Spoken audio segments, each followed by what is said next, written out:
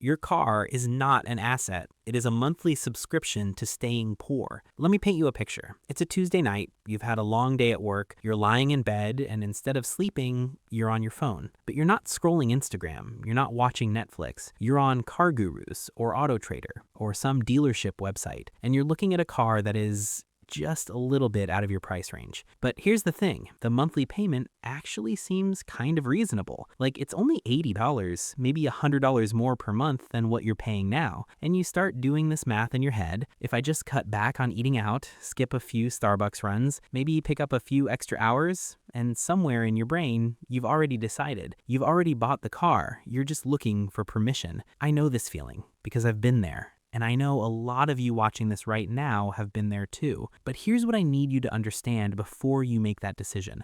Or if you've already made that decision and you're wondering why your savings account looks the way it does, your car is one of the most mathematically destructive financial decisions you will ever make in your entire life. And the system is specifically designed to make sure you never realize it. I know that feeling because I've been there and I know exactly how that story ends. Let me show you the math they never showed you. Today, we're talking about cars, and not in the way your parents talk to you about cars. We're going deeper than don't buy new, buy used. We're going to get into the actual math of what your vehicle is doing to your financial future. We're going to talk about the psychological tricks the auto industry uses against you.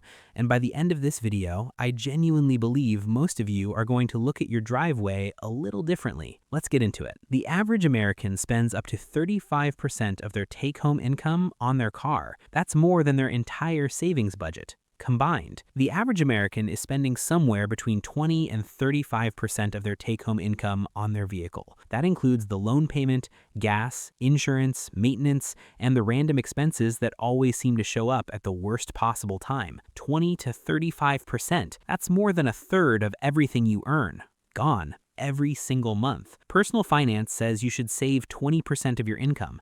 Your car is already eating more than that before you've touched your savings account. Your car, just by itself, is already eating more than your entire wants budget and your entire savings budget combined. Here's what that looks like in real numbers. The average new car price in America right now is just over $48,000.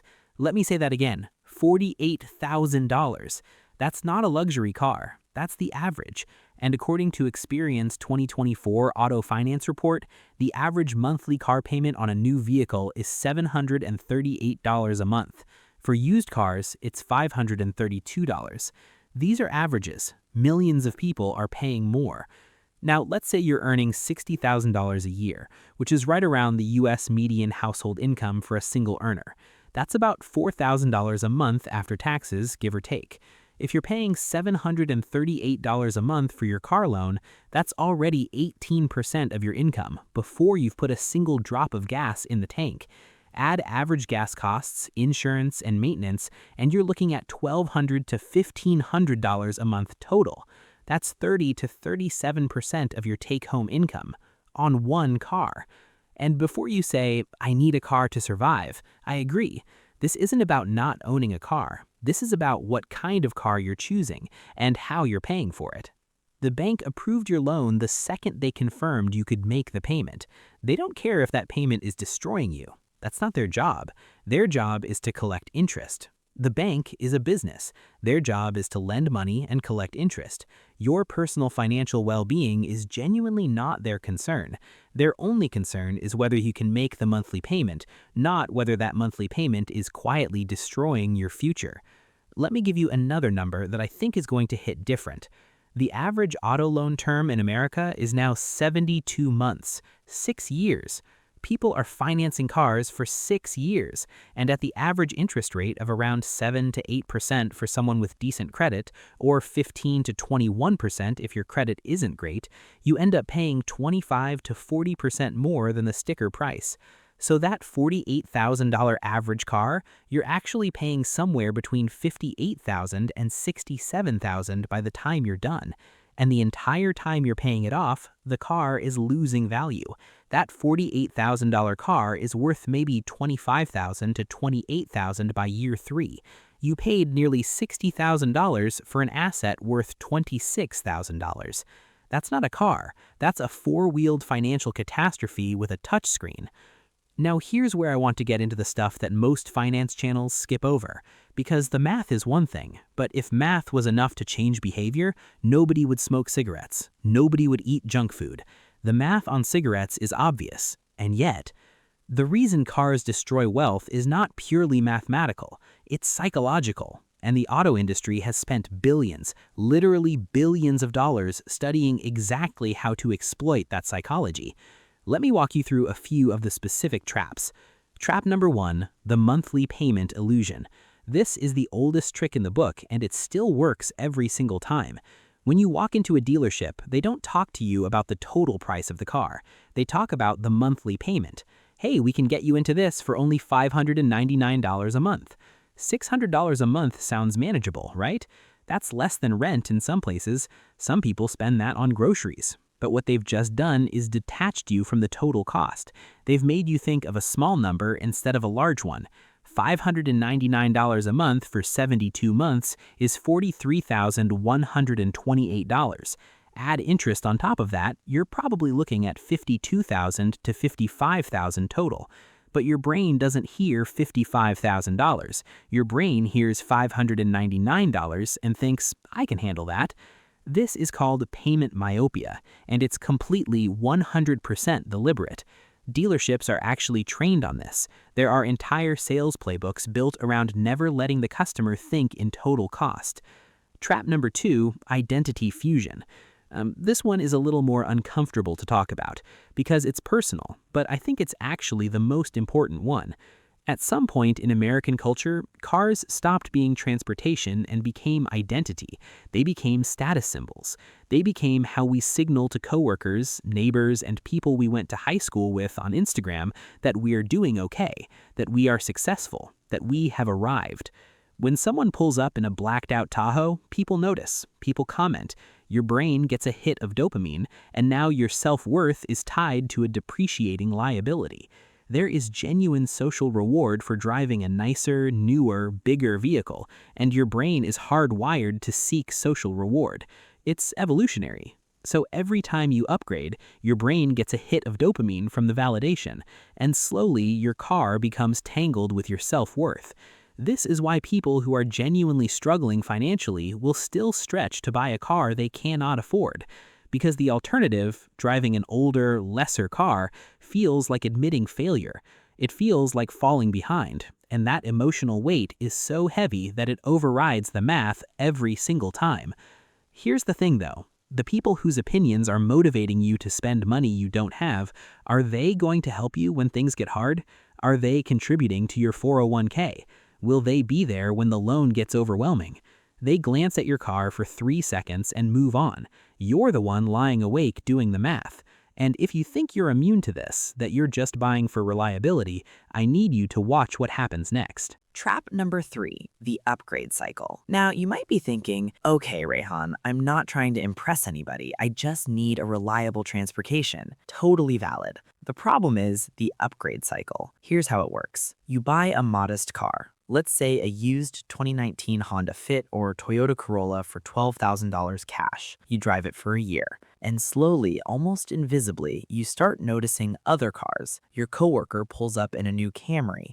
Your neighbor parks a shiny RAV4 in the driveway. And now your Corolla, which was completely fine 12 months ago, starts to feel inadequate. It starts to feel like a reflection of where you are instead of just a tool that gets you from A to B. So you trade up. You go from the Corolla to the Camry to the Accord to the Pilot to the Suburban. And each upgrade feels justified. I'm earning more now. I deserve better. But here's what's actually happening. Each upgrade is consuming the equity you built in the previous vehicle. Each upgrade is pulling future money into today. Each upgrade is making the dealer, the bank, and the manufacturer richer at the direct expense of your financial future. Behavioral economists call this the hedonic treadmill. You adopt to every new level of comfort almost instantly, and then you want the next thing. The new car smell lasts maybe 3 months. Then it's just your car, and you start looking at what's next. The auto industry doesn't just know about this cycle, they engineer for it. The 3-year lease exists specifically to lock you into this cycle permanently. Okay, This is the part of the video that I need you to actually sit with, because this number changes people when they really absorb it. Here's the number that changes people. It's called opportunity cost, what this money becomes if you don't spend it on a car. Let's run a real scenario. Two 25-year-olds, same income, $55,000 a year, about $3,700 a month take home. Person A finances a new $35,000 car.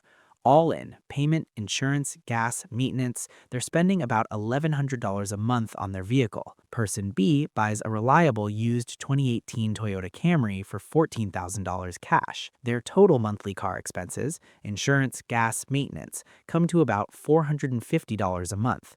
They take the $650 difference and invest it every single month into a low-cost S&P 500 index fund, averaging 10% annual returns, which, by the way, is the historical average over the last 50 years. By age 35, just 10 years later, Person B has approximately $132,000 in investments from the car decision alone. Person A has a car that's worth maybe $12,000 and probably a new loan. By age 45, 20 years in, Person B's portfolio from that one decision has grown to approximately $490,000. By retirement at age 65, 40 years of that $650 a month compounding, Person B has over $4.1 million. Let the number sit. Then, $4.1 million from one car decision made at 25. $4 million from one decision, from choosing to drive a slightly less impressive car in your mid-20s. And the truly painful part, Person A, they drove around feeling good for maybe 6 months. After that, the car became background noise, just a thing they maintained, a thing they stressed about, and they will never, not ever, see that $4 million. I know, you have loans, you have rent, you have a life. I'm not pretending otherwise. But here's what I need you to hear. The car decision isn't separate from those problems. For most people, it is those problems. But I want you to notice that the original question wasn't about whether you can invest $650 a month. The question is whether choosing a more expensive car is preventing you from doing it. Because for most of you, it is. Here's what most people don't realize. Your vehicle decision has a direct mathematical link to your retirement security. They are not separate conversations. Every dollar you overspend on transportation is a dollar that will not be there when you're 65. Let me talk about depreciation, because I think people understand the concept, but they massively underestimate the scale of it. A brand new car loses roughly 15 to 20% of its value the moment you drive it off the lot. Not over a year, the moment you leave the parking lot. That new $45,000 SUV becomes a $36,000 to $38,000 SUV before you've made your first payment. Over the first 5 years of ownership, a new car typically loses 40 to 60% of its value, so that $45,000 vehicle is worth somewhere between $18,000 and $27,000 by year 5, while you're still paying off a loan calculated on $45,000. This creates what's called being underwater on your loan. You owe more than the car is worth. According to Edmunds, about 25% of car trade-ins in America are underwater. A quarter. That means 1 in 4 people trying to trade in their car right now literally cannot because they owe more than the car will sell for. They are financially trapped by their own vehicle. And here's where I want to challenge a belief I hear all the time. I'm building equity in my car. No, you are not. Equity is built in assets that hold or increase in value. A car is not that. A car is a depreciating liability. It loses value every day it sits in your driveway. It loses value every mile you put on it. It does not generate income. It is a consumption expense wearing the costume of an asset. The only exception, and this comes up every time, is classic collector cars. A 1967 Ford Mustang, a vintage Porsche 911. Yes, those can appreciate. That is an entirely different conversation that has absolutely nothing to do with the 2024 Chevy Traverse you're financing for school pickups. So what do you actually do? 4 steps. I call it true cost first. Here's how it works. That's not useful, so let me give you an actual framework. I call this the true cost first approach.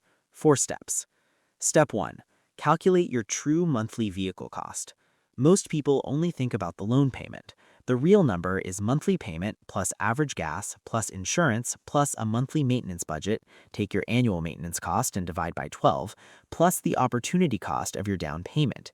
When you actually add all of that up, I promise you the number is significantly higher than you've been telling yourself. Write it down, look at it, because you cannot fix a problem you haven't honestly measured. Step 2. Apply the 15% rule. Here's the guideline I recommend. Your total vehicle expenses, everything, should not exceed 15% of your monthly take-home pay. If you bring home $4,000 a month, that's $600 total for everything car-related.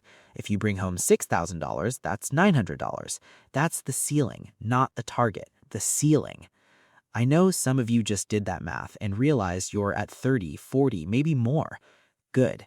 That discomfort is the beginning of real change. Step 3, think in total cost, not monthly payment.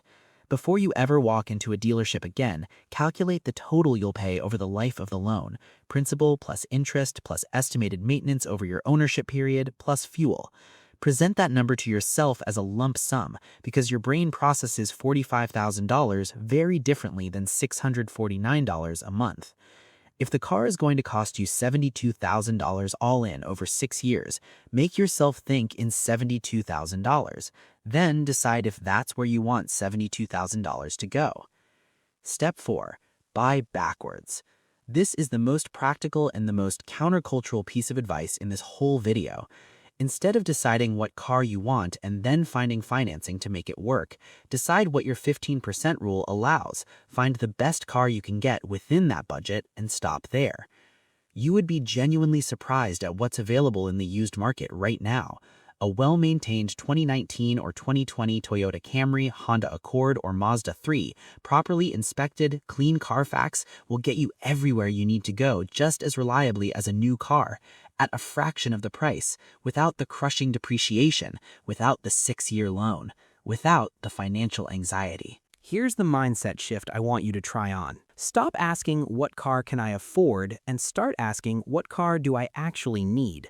Because those two questions have completely different answers. The first question is driven by desire and ego. The second question is driven by function.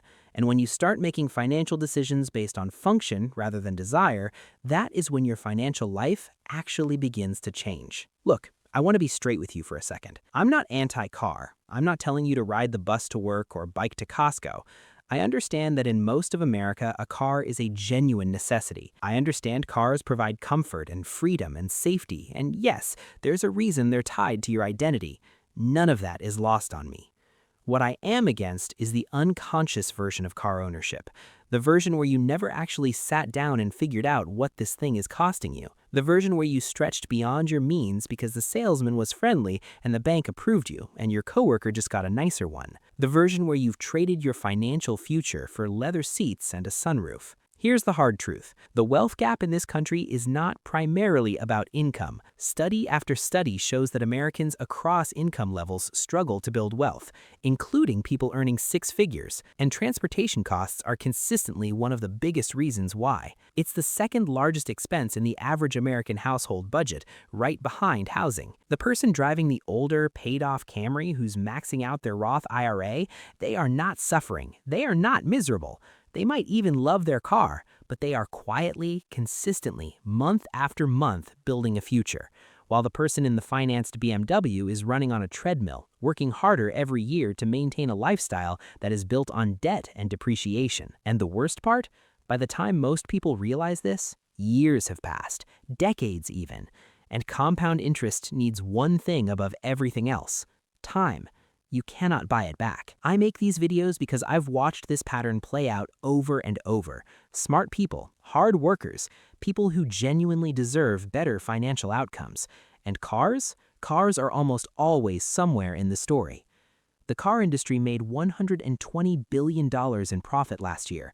The finance industry made billions more off auto loans. None of that money came from nowhere. It came from people who were never shown the math, people who were never told what the monthly payment actually costs over a lifetime. You've been shown the math now.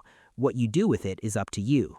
So, here's what I want you to do right now. Not later, right now. Take 5 minutes and calculate your true monthly vehicle cost.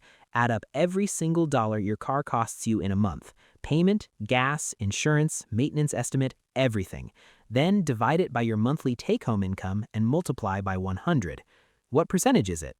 Under 15%? You're in good shape. Keep going. 15 to 25%? Worth reevaluating your next car decisions seriously. Over 25%? You have a real problem that is compounding quietly in the wrong direction, and the sooner you face it, the better off you'll be. Drop your number in the comments. I read every single one, and I want to know where you're starting from, because that's the first step. If this video helped you see something you hadn't seen before, share it. Not for the algorithm, but because I guarantee you have someone in your life who is right now about to sign a loan on a car they can't afford, and this video might genuinely save them years of financial stress. Subscribe if you haven't already. I've got a video coming up on the psychology of lifestyle inflation, why your income goes up and your savings somehow don't, and it connects directly to everything we talked about today. Take care of yourselves, make the boring choice, and I'll see you in the next one.